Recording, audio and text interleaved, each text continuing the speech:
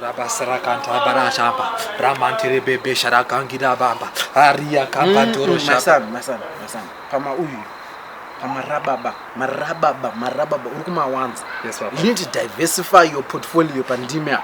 Yes, Papa. You need to have like a phrase book. You couldn't write it this week. Juggle it up. What you expect ish. Over mine ish.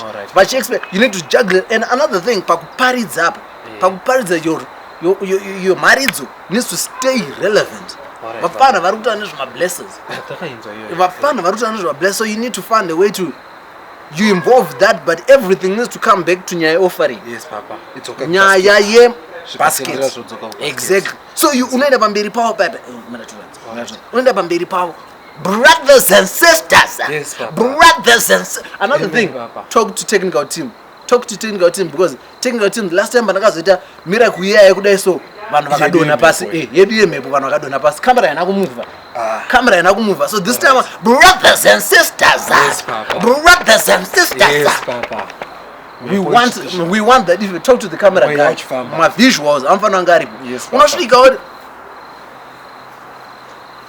flick of the wrist ruoko runofana kunge ruchifamba. Yes, Papa. Practice the hand motion. Yes, Papa. Brothers and sisters. Yes, Papa. Brothers and sisters. Yes, Papa. You don't need a blesser. Yes. You don't need a blesser. Yes, Papa. You already have a blesser. Yes, you already have a blesser. Papa. Your blesser won't give you HIV. Yes, Papa. Your blesser won't give you an STD. Yes, Papa. Can I get an amen? Amen. If you agree, can I get a $20 in the collection plate?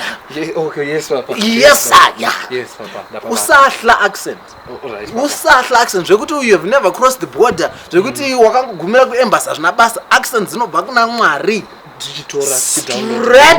Straight Wi-Fi get faster than so.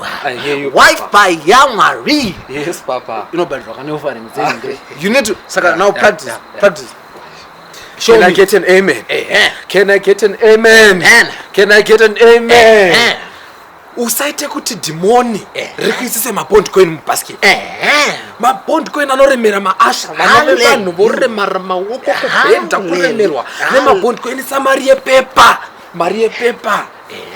Usaite kuti ufambe neouteza maimfundisi vachifamba nemachi maimfundisi anodawo manyuwa maimfundisi anodawo manyuwa.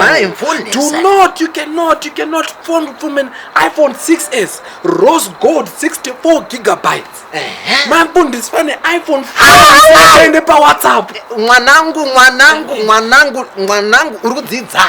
urikudzidza ndikukunzwa. This makes me so happy. Pastor, tapedza kubika anointing oil. Right, urunzwa vapedza kubika anointing oil. Rega ndokuradza kuti pasera apa. Rega ndokuradza kuti vanoshiya sema muzvana. Uya.